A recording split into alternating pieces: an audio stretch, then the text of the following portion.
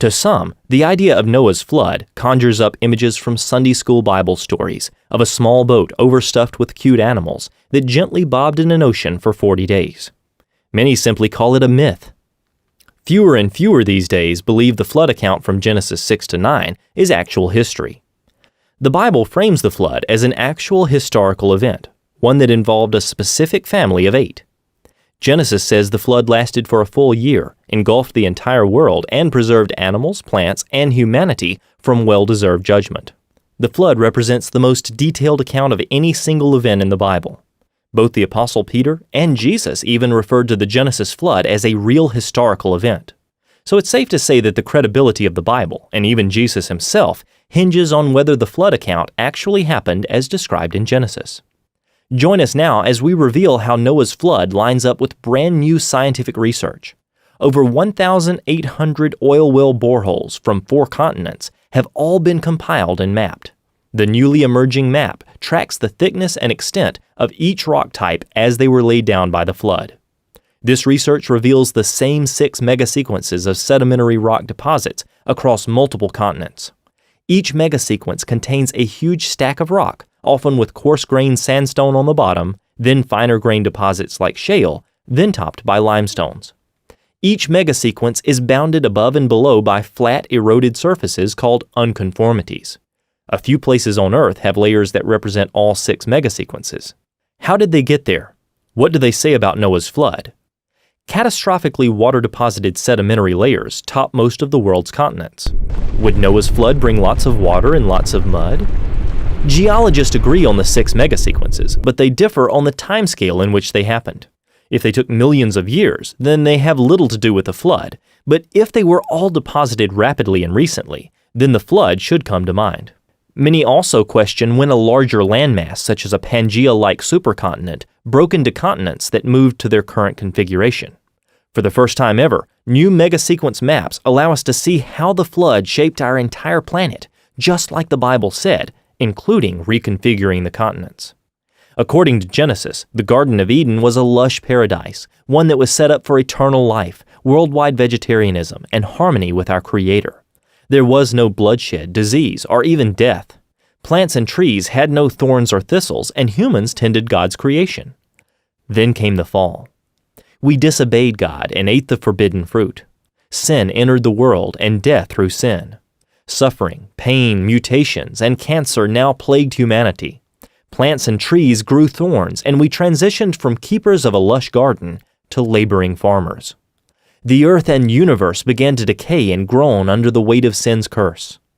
Not even 2,000 years later, humanity had turned so corrupt that God sent the flood as a judgment against us. For God saw that the wickedness of man was great in the earth, and that every imagination of the thoughts of his heart was only evil continually.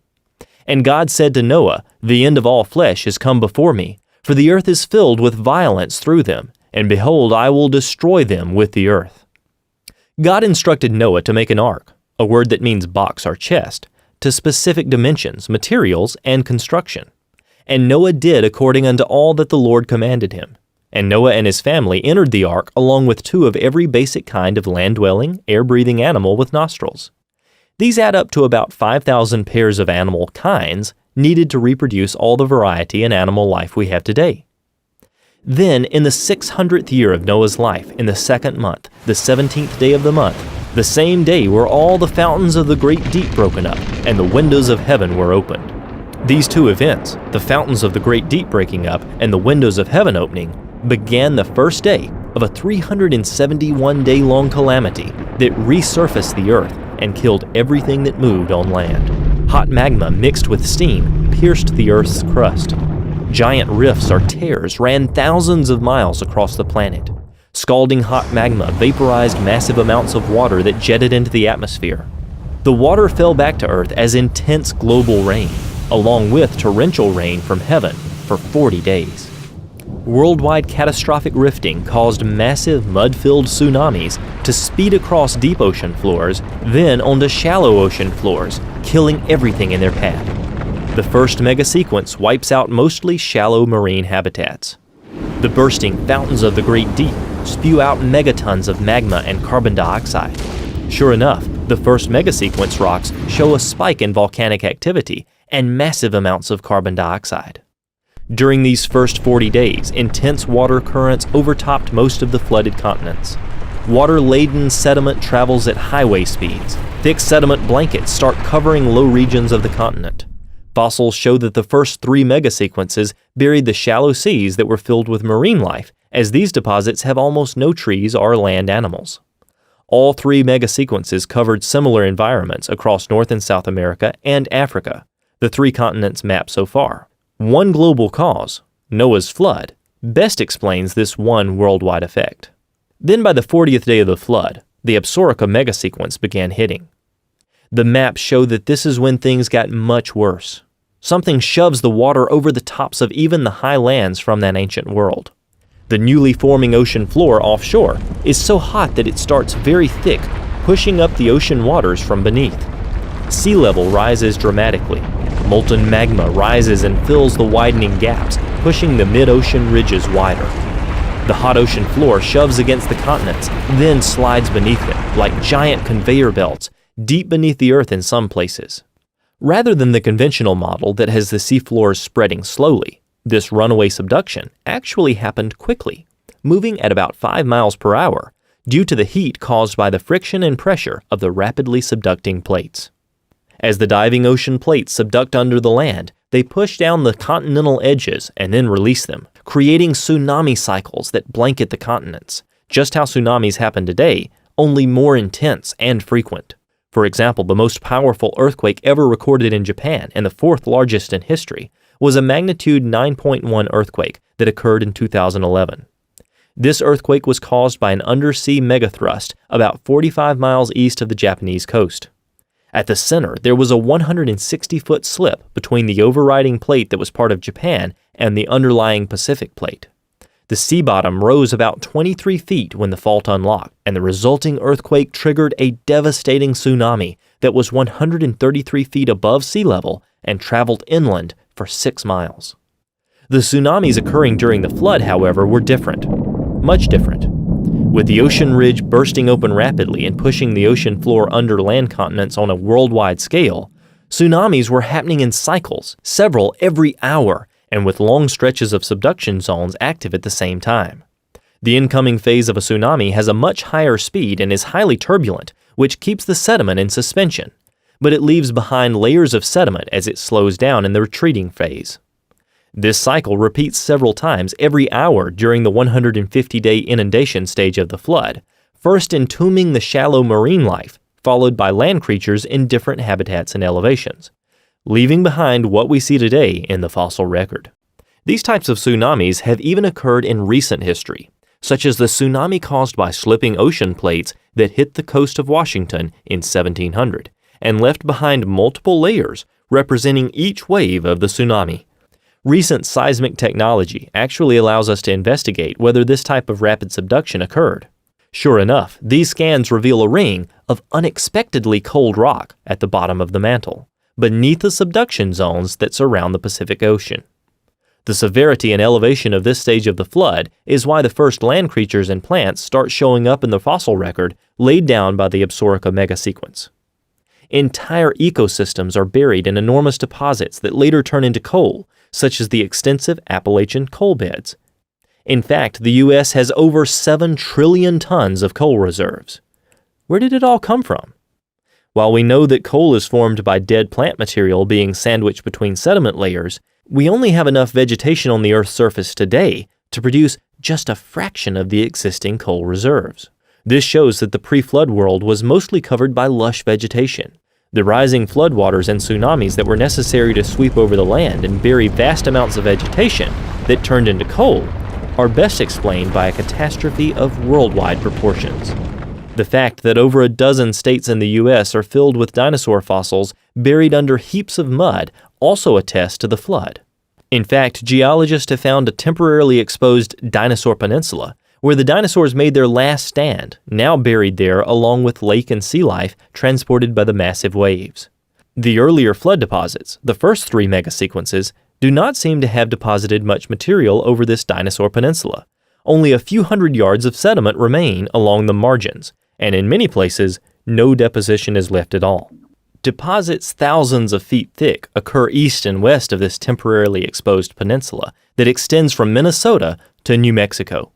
Now buried across it are pre-flood wetland plants and animals, including dinosaurs, turtles, frogs, fish, and many birds. Thousands of dinosaur trackways up and down this peninsula, plus similar temporarily exposed low areas on other continents, suggest that dying dinosaurs and other hardy track makers floated, waded, and walked on freshly deposited mud, trying to find safe ground. Next, the massive Zuni megasequence hits. The Absaroka and Zuni megasequences are the most severe because the continental plates began to move more quickly from the original Pangea-like supercontinent configuration to where they are today. With oceanic rifting and plate subduction increasing dramatically and the continents traveling apart quickly, the tsunami-like waves began washing across western North America while virtually no sedimentation is occurring in the east. When coming up over the Dinosaur Peninsula, the Zuni catastrophically buries dinosaurs in the Morrison Formation, a 13-state area encompassing over 700,000 square miles. This Jurassic unit includes at least 141 massive dinosaur boneyards where dinosaurs like Camarasaurus, Diplodocus, Apatosaurus, Stegosaurus, and Allosaurus are found. The Cretaceous layers, like the Hill Creek Formation, are found on top of the Jurassic and hold hundreds of mass boneyards containing several different types of dinosaurs, such as T-Rex, Triceratops, Centrosaurus, and Edmontosaurus that had been living in a different ecosystem, also buried by the Zuni. The Zuni was so massive and fast that it engulfed entire regions with mud flow, burying giant creatures like this T-Rex under 50 feet of muddy sediment, entombed so quickly that preserved blood cells, blood vessels, and bone cells were found just recently. How much water does it take to pile 50 feet of mud on top of a dinosaur? The Dinosaur National Monument in Utah contains thousands of visible bones from 11 kinds of dinosaurs that were buried in a jumbled mass in the Morrison Formation, together with crocodiles, turtles, lizards, frogs, and clams. What type of event would it take to bury all these different land animals with millions of clams? When the Dinosaur Peninsula floods over completely, large herds of dinosaurs are entombed in massive fossil graveyards in the Upper Cretaceous system found in northern Wyoming, Montana, and Alberta, Canada. The dinosaurs had tried to escape by fleeing northward up the peninsula as waters advanced from the south. This explains this massive graveyard in northern Montana that's over 1.2 miles long and contains 30 million fossil fragments, representing over 10,000 adult Maiasaura that were simultaneously buried. In this entire collection of bones, not a single baby was found. Every one of these 10,000 Maiasaura was between 9 and 23 feet long. Does this seem like the adult dinosaurs were stampeding away from the raging floodwaters, with 100% of their young falling behind and being engulfed in a different part of the peninsula? Just 170 miles northeast of this location is one of the largest dinosaur graveyards in the world, one that even secular scientists admit was caused by a watery catastrophe. Here, thousands of centrosaurs are buried in 14 mega bone beds over an entire square mile, which is nearly 500 football fields. Looks like a massive herd of these creatures, thousands of them, were simultaneously buried in mud by Noah's flood. Just 45 miles west from this location is yet another massive flood deposit, and this one even has 49 different species of dinosaurs buried along with turtles, crocodiles, fish, flying reptiles, birds, and small mammals. What type of disaster could bury nearly 50 species of dinosaurs and many other types of animals, including marine life, together in mass graves? These mass burial sites are common in the U.S. as well. For example, look at this dinosaur dig site in Wyoming, where a 1-meter thick layer of mudstone stretches for 80 acres, with over 1 million bones buried in a graded, sorted bed, where big bones are found at the bottom and little bones on top. The only way to develop a graded bed like this is by a catastrophic process that transports these bones and deposits them during a single event. Large flying creatures like pterosaurs were able to fly to escape the rising floodwaters, delaying their demise until the later stages of the flood. The fossil record shows they are buried in many different layers all over the world. There's no doubt that widespread volcanism was also involved in finishing off the dinosaurs, as many of these mass graves are literally packed with volcanic ash, ash that in many cases was mixed with water when it emplaced the dinosaurs in their tombs. One section of the Morrison Formation, called the Brushy Basin Member, spreads across 5 states and includes over 4,000 cubic miles of volcanic materials. Without a single volcano in the Morrison Formation, geologists believe this material had to be carried all the way from volcanoes on the west coast, volcanoes created by the magma rising from the subducting ocean crusts plunging under the land. Today, these subduction zones form the Ring of Fire, responsible for over 90% of our earthquakes. The Bible records that on the 150th day of the flood, God made a wind to pass over the earth. The waters started to recede. The fountains of the deep and the windows of heaven were stopped, and the rain from heaven was restrained. Now enters the final mega-sequence, the Tejas.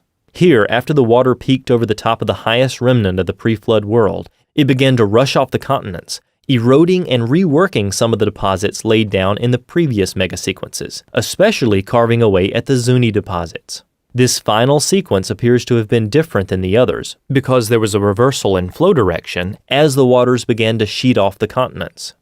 This flow reversal transported much of the fossils deposited earlier off the highest uplands, spreading them towards the edges of the continent. The evidence points to the Tejas draining the floodwaters southward off of the U.S. towards the Gulf of Mexico with a sheet wash pattern all at once. This is why we find massive sand deposits in the deep water of the Gulf of Mexico.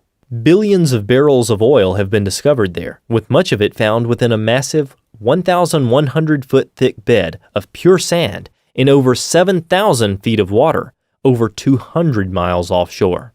In addition, plants swept off the pre-flood lands formed massive coal beds, such as in the Powder River Basin of Wyoming and Montana. These Tejas layers contain the largest coal deposits in North America that currently supplies over 40% of the coal in the U.S. Some of these stacked coal beds are up to 200 feet thick and cover areas that are 60 miles long by 60 miles wide. The sheer volume of plant material required to form such a massive layer of coal testifies to catastrophic circumstances. The massive runoff that began with the Tejas may also explain the lack of human fossils in the rock record. Any residual human remains left buried in earlier deposits were totally destroyed by the erosive, retreating floodwaters. In line with God's promise to wipe them from the face of the earth, any residual remains were ground up and likely spread in all directions over great distances by the Tejas, lessening the likelihood of finding any human fossil remains. Because humans were impacted earlier by the flood's violence, they were destroyed and thus not buried whole deep in the sediments, leaving no fossil traces. Erosion in the Tejas sequence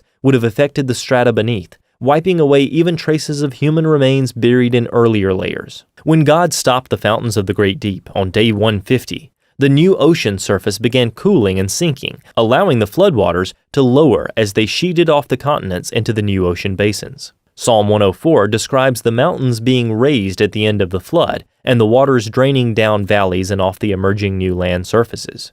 The seafloor rifting process and the resulting mountain forming process explains why sea creatures are found on mountaintops all over the world, high above current sea levels. For the remaining 220 days of the flood, the water recedes from the earth and it dries out, allowing time for earth to be replenished with vegetation for the animals to eat when they eventually come off the ark. This year-long catastrophe left behind a vast number of proofs that, quite frankly, make its occurrence obvious. First, we have the staggering volume of fossil-bearing sedimentary rocks around the world. Over 1 mile thick on average, billions of dead things buried in rock layers laid down by water all over the earth. And the sediment they are found in lies above sea level. What sort of water process could emplace so much sediment above sea level on top of the land surface? Another clue is the vast horizontal extent of individual sediment layers with little to no erosional channeling between successive layers. What sort of transport and depositional process could conceivably generate such uniform layers over such vast horizontal distances? Many of these layered beds are separated by bedding planes on the scale of inches to feet, a feature so common that few stop to think about how it happened. It's as if the sediment is being deposited in pulses in a repeating manner, with each pulse producing a thin layer commonly found around the world. The flood tsunamis provide a perfect explanation, and it happened so quickly that there was no time between deposition of the layers for surviving critters to burrow into the layers and churn them over. What has been discovered, both from a creationist as well as from a secular understanding, is that much of the continental fossil record was already in place before any of the present-day ocean crust had come into existence at a rift zone.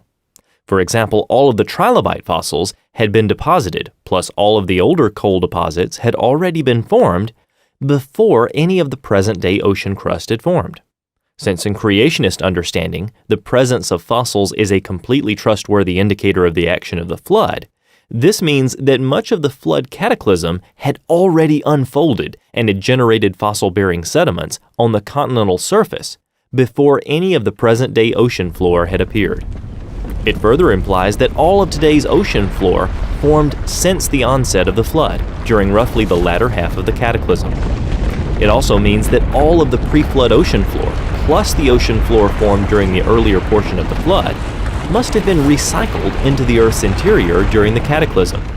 These considerations indicate in a compelling way that rapid plate tectonics must have been a major aspect of the year-long flood catastrophe. This 6-megasequence worldwide flooding process perfectly set the stage for the subsequent ice age. The oceans had been tremendously heated by the rifting that had taken place across the 45,000-mile ridge system, and the creation of a completely new seafloor of hot lava as a consequence. This caused an abnormal amount of evaporation, and thus continuous rain that was likely worldwide. The volcanic activity created by the subduction zones that created the Ring of Fire would have spewed volumes of ash and aerosols high into the atmosphere, resulting in cooling, especially in the higher latitudes. These factors combined to produce an ice age that lasted a few hundred years, but ended as the conditions that caused it waned. The ark came to rest on the mountains of Ararat in the 7th month, on the 17th day of the month.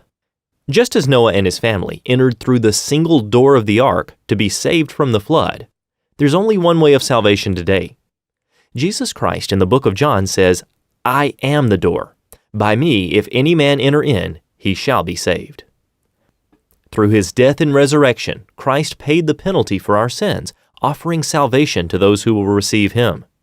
With so much evidence supporting the historical foundation of the Christian faith, we pray that you will consider following Christ as the only way for salvation. As many as received him, to them gave he power to become children of God, even to them that believe on his name, which were born not of blood, nor of the will of the flesh, nor of the will of man, but of God. John 1:12-13. Are you a Christian student looking for answers about what the Bible teaches about creation, the fossil record, dinosaurs? Download the Genesis Apologetics app from the iTunes or Google Play stores for answers to these questions and more.